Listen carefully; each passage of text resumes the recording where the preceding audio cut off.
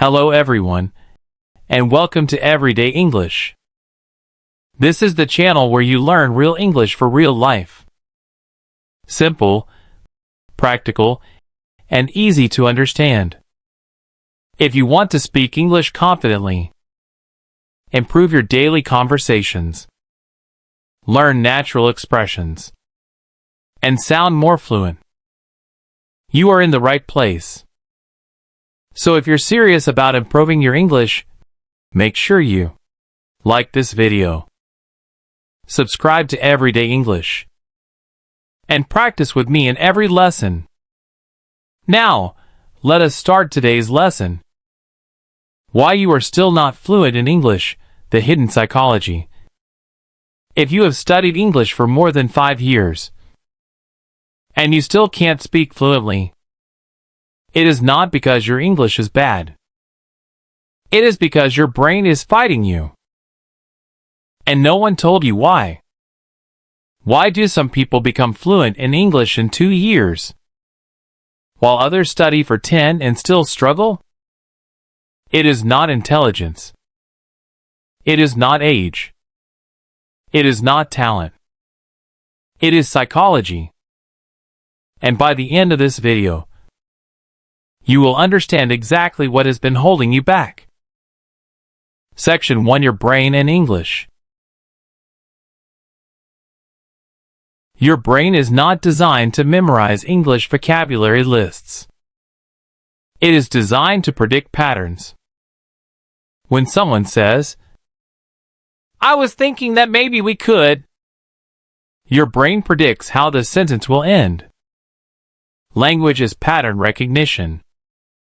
Linguist Krashen explained this through the idea of comprehensible input.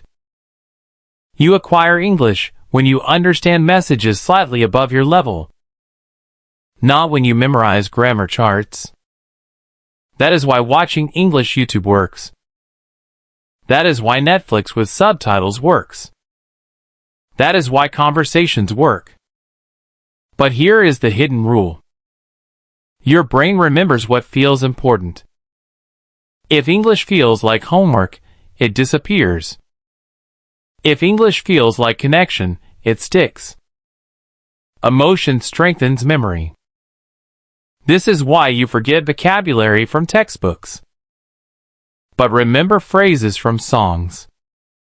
Section 2: Why you understand, but can't speak. This is one of the biggest frustrations in learning English. You understand 80%, but you speak 20%. Why? Because speaking activates identity. In your native language, you are intelligent. In English, you feel limited. You translate in your head. You simplify your thoughts. Your sound becomes smaller. That gap between who you are and how you sound creates discomfort. Psychologist Carol Dweck describes fixed versus growth mindsets. If mistakes in English feel like proof you are bad, you avoid speaking. If mistakes feel like progress, you speak more. And speaking more is the only way to close the gap. But there is something even stronger than mindset: fear. Section 3: English anxiety is real. English is the global language. That means the stakes feel high. You might use English for job interviews, immigration, university, international business. So every mistake feels expensive. A psychologist also described something called the affective filter. When anxiety rises, acquisition drops. Stress shuts down experimentation. If you are afraid of being judged for your accent, your brain tightens. If teachers overcorrect you, your filter rises. If you laugh at your own mistakes, your filter drops. Psychological safety accelerates English fluency. You don't need perfect grammar. You need safe repetition. Section 4: English social power. English is not just a language. It is social currency. It represents opportunity, access, mobility. That creates pressure. And pressure creates resistance. But here is the paradox.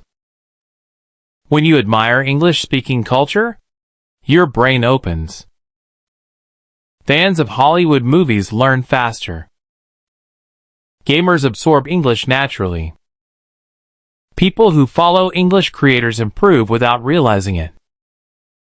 Because identity drives consistency. When you see yourself as someone who belongs in English conversations, your brain cooperates. When you see English as, not my world, your brain resists.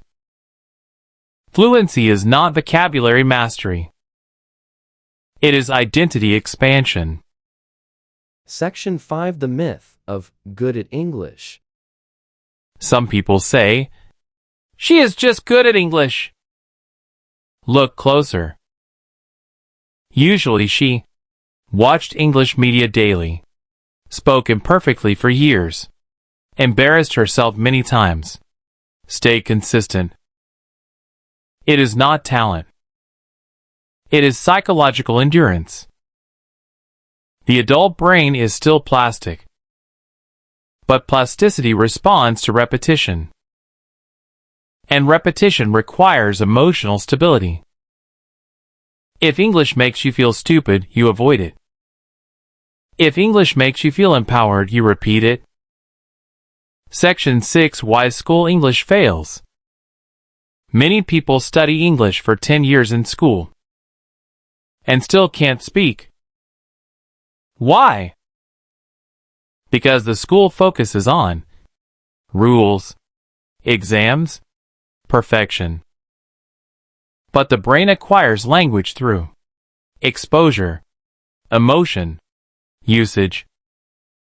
You don't need to understand every grammar rule. You need thousands of meaningful English sentences. You need conversations where mistakes are normal. You need to hear English daily. English must move from subject to environment. Consistency beats intelligence. Section 7. The real formula for English fluency. Fluency in English is not grammar plus vocabulary times years.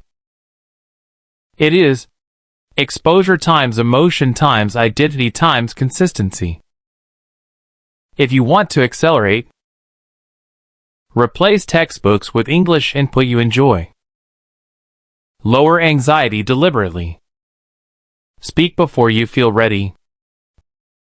Tie English to your future career or lifestyle. Accept sounding imperfect. Imperfect English spoken consistently beats perfect English never used. Learning English is not about becoming American, or British, or perfect.